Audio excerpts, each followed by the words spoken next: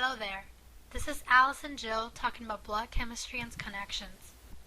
First off, blood is something that we're all aware of.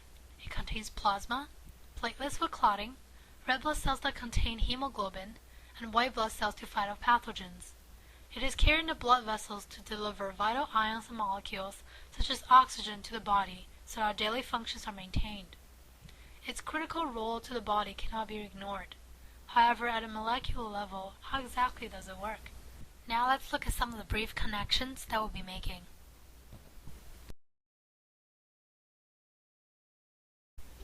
So equilibrium of the blood is our first topic. Before we go into it, what is equilibrium? Well, equilibrium occurs when a reversible reaction's rate of forward reaction is equal to the rate of its backward reaction. In other words, there is no net change between the amount of reactant and products. For example, saturated solution of table sugar in water shows the equilibrium reaction shown below. In blood, hemoglobin protein in red blood cells reacts with oxygen to produce HbO2. In this reaction, the concentration of the components are interdependent, and the equilibrium constant describes this relationship among them. The constant Ke is determined by the concentration of product over the concentration of reactants. The larger the Ke, the more products are favored to form. This reaction in the body takes place all the time. However, it is not always at an equilibrium state. In the lungs, the concentration of oxygen is high. So in order to obtain equilibrium, more HbO2 will be produced. On the other hand, in the body cells, where the concentration of oxygen is low, the equilibrium reaction will shift to produce more O2 by breaking down HbO2. This is the basic concept of Le Chatelier's principle, which will be talked about later on. The body is not always perfect, and sometimes instead of binding with oxygen, hemoglobin protein binds with carbon monoxide instead. This is mainly because the Ke value of this reaction is 200 times greater than the Ke value for binding with oxygen. Therefore, as stated before, the reaction with a greater Ke will be favored. Redox reaction of hemoglobin in blood. Hemoglobin in blood is what transfers oxygen from the lung to the rest of the body, where it releases the oxygen for cells and collects carbon dioxide to bring it back to the lung. And there are two types of hemoglobins, which identify by whether it bound with oxygen or not. The reaction for the transfer of oxygen by hemoglobin is represented on the screen. When the concentration of oxygen is higher or lower, the reaction shifts to different directions. What actually happens in the body is the role of hemoglobin in transporting oxygen is depend on the reversible binding of oxygen to iron 2 hemoglobin with molecular oxygen release at reduced oxygen pressure. The partially oxyhemoglobin formed with the release of oxygen from hemoglobin is susceptible to redox reaction, where the functional iron 2 hemoglobin is oxidized to iron 3 and the substrate is reduced. Le Chatelier's principle indicates when the condition under which equilibrium occurs change. The direction of equilibrium shifts to reduce this change. This includes any of the following changes on equilibrium system: change in temperature, concentration, and pressure and volume for gaseous reactions. For changes in concentration, if the concentration of a reactant increases, the equilibrium position will shift to reduce the concentration of reactants by increasing the concentration of products. If the pressure on the equilibrium system increases, then the equilibrium position will shift to decrease this pressure. Same goes with the volume. If the volume of a gaseous equilibrium system decreases, then the equilibrium position will shift to increase the volume by decreasing the pressure.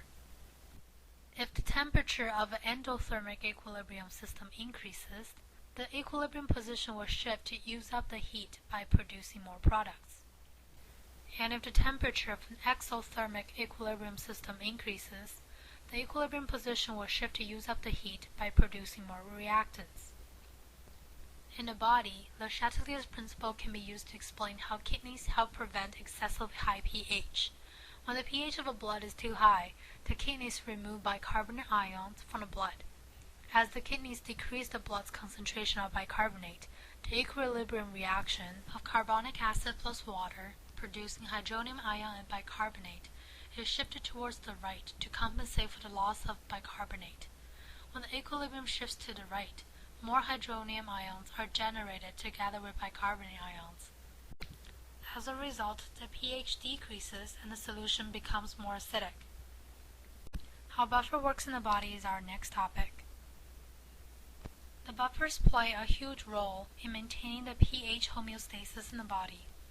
Since the desired pH level of the blood has only a very narrow range, from about 7.35 to 7.45, it is crucial to have the buffer system in order to respond to the pH changes that metabolism demands.